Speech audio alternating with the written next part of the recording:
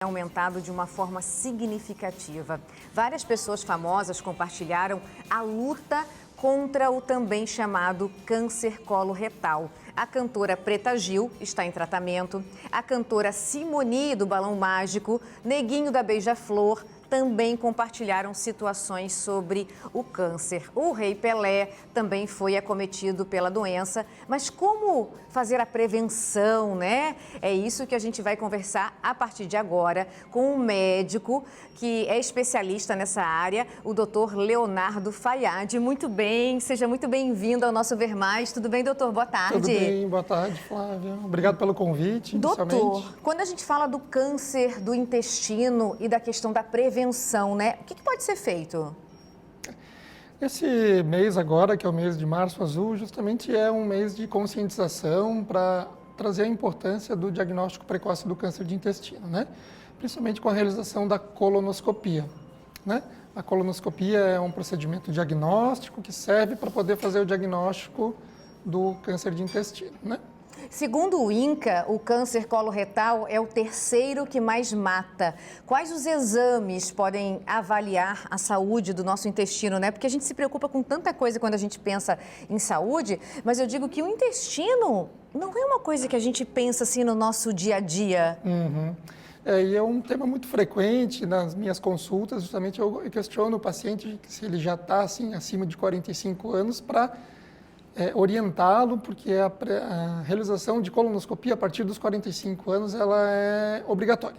Ah, obrigatória. Obrigatória. E quem tem casos na família, né? O meu pai fica bravo comigo quando eu conto aqui que ele teve câncer de intestino, Sim. mas pai, é sempre para alertar as pessoas, né? Isso. Porque quando aconteceu na minha família, primeiro que você fica em choque, né? Com esse diagnóstico. E todo mundo foi fazer o exame. Isso. É hereditário, doutor? Quem tem casos na família deve se preocupar mais?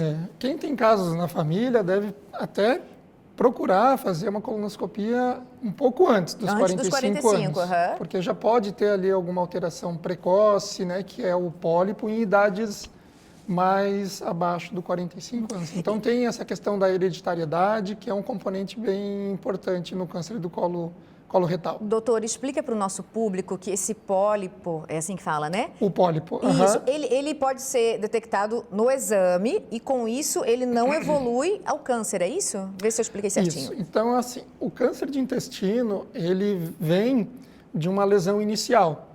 Essa lesão inicial é o pólipo, que é uma verruguinha na parede do intestino. Esse pólipo, na maioria das vezes, como ele é pequeno, ele não causa sintoma. Então, quando a gente orienta o paciente para quando tiver 45 anos fazer o exame, é justamente para a gente poder detectar esse pólipo que é a lesão inicial. Essa lesão inicial, durante a colonoscopia, ela já pode ser removida.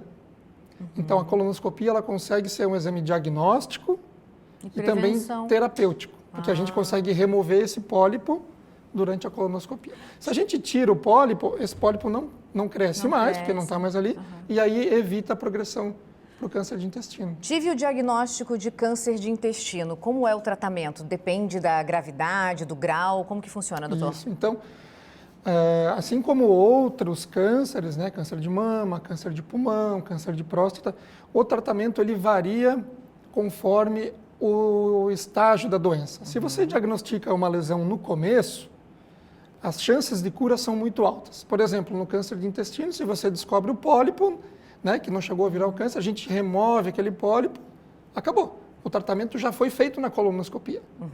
Agora, se o paciente, né, ele pode ter sangramento nas fezes, ele pode ter diarreia, emagrecimento, daí ele vai lembrar de fazer uma colonoscopia. Às vezes diagnosticou já uma lesão que não é mais o pólipo, já pode ter uma lesão grande no intestino. E aí a colonoscopia já não consegue resolver.